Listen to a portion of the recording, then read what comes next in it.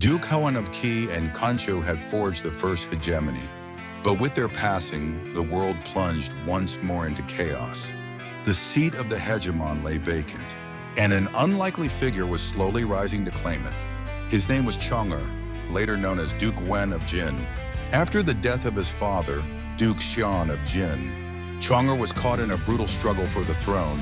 Hunted by rivals, he fled across the border. His long exile began just as Duke Huan's alliances were reaching their end. During his wandering, he sought refuge in Qi, but soon after, Duke Huan's death plunged Qi, once the dominant power, into internal strife and civil war.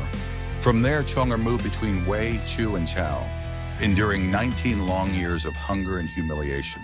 Yet through this hardship, he learned the art of diplomacy, the value of allies, and above all, patience.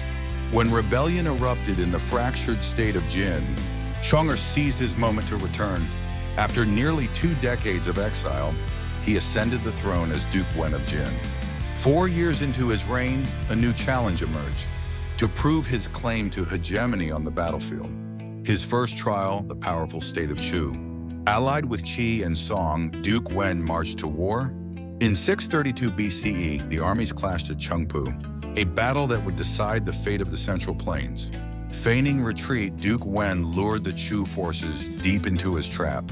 Once the enemy lines were overextended, his chariots struck from the flanks, crushing Chu in a decisive victory. The tide of the spring and autumn era shifted, and power now belonged to Jin. In the wake of his triumph, Duke Wen secured legitimacy by aiding the Zhou royal house. At Zhongxitian II, he convened the feudal lords in a grand covenant.